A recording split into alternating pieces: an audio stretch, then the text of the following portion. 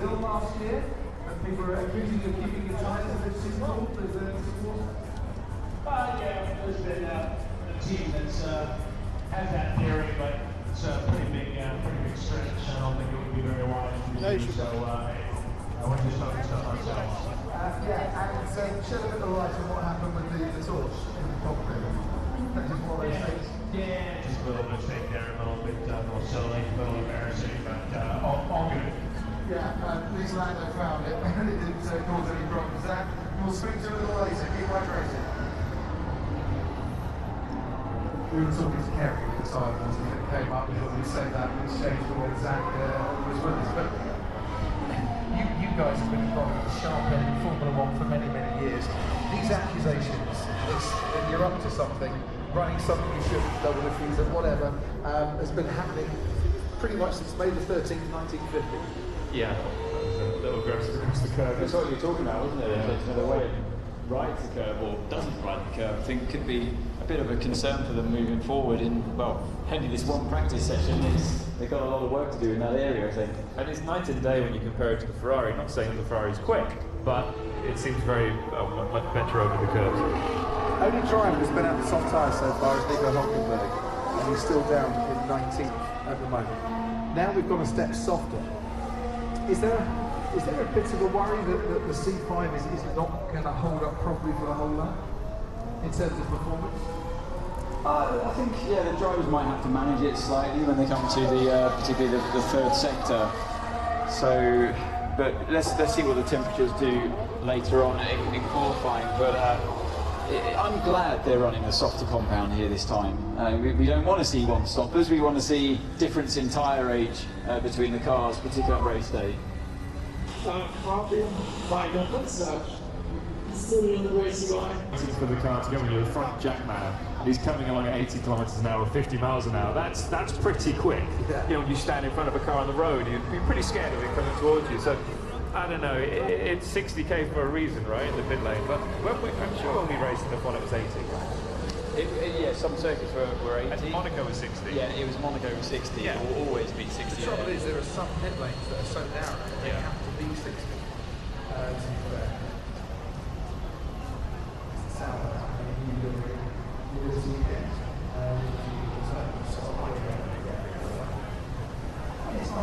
It's nice to test, but it's not full pit spec. As we admired the racing rule yesterday, I thought that this was a livery that needed to stay. Yes, it's all the Miami madness of colours, but it's a nice colour. As someone the guy who feels it is on the 60k I've always thought was a bit too slow. I know bearing in mind, he's taking the first one on that. But 80k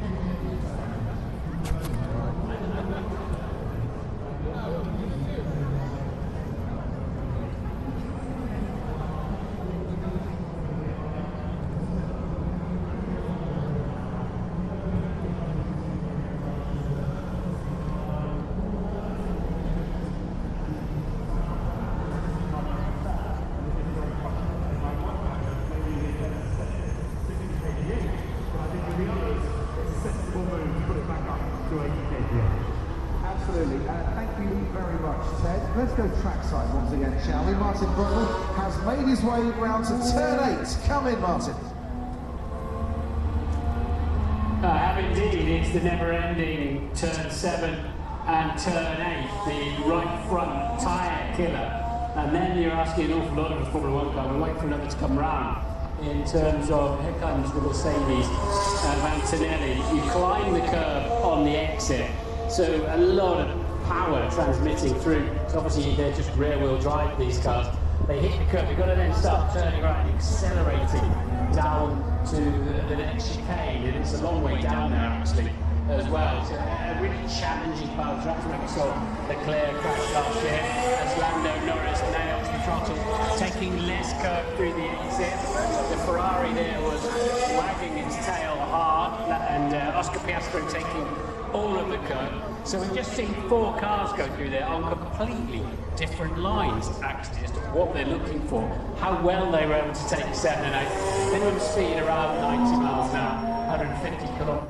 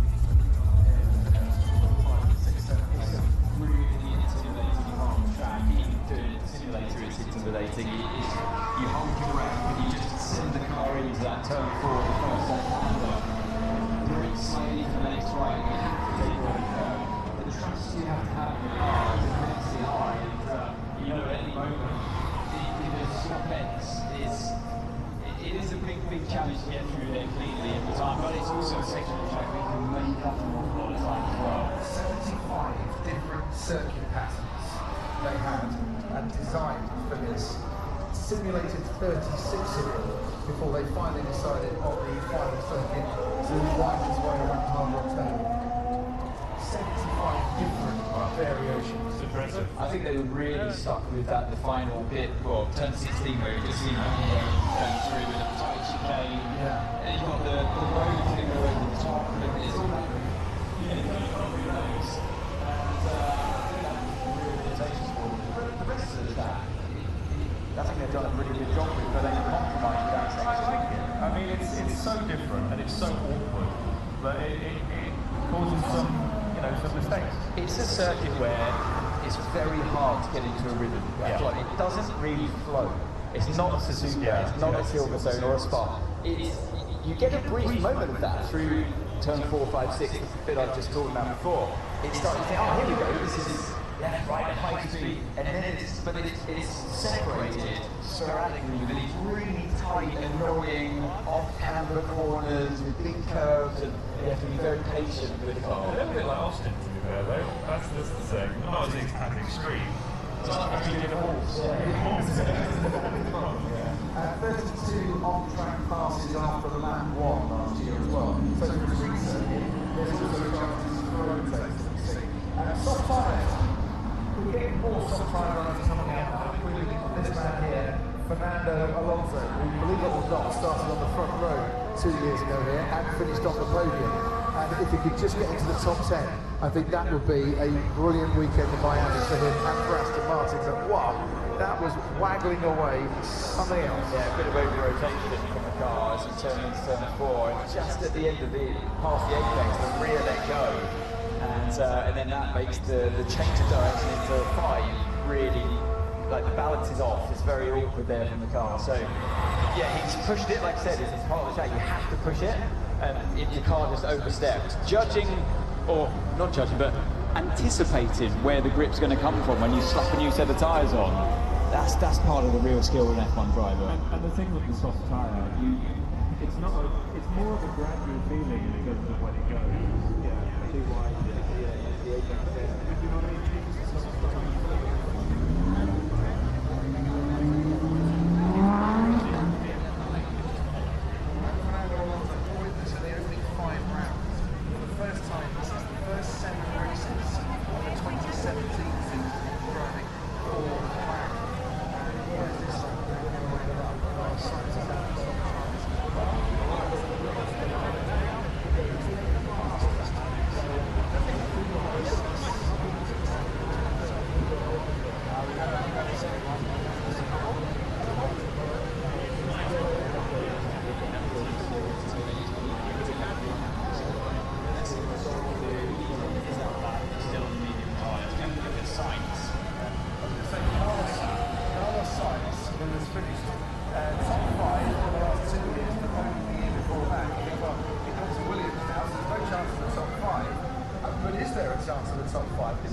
This looks like a nice little car. So I need to find his feet, isn't he? So that's the feeling I get. P1 for now, not his best third sector. He backed up Before the line.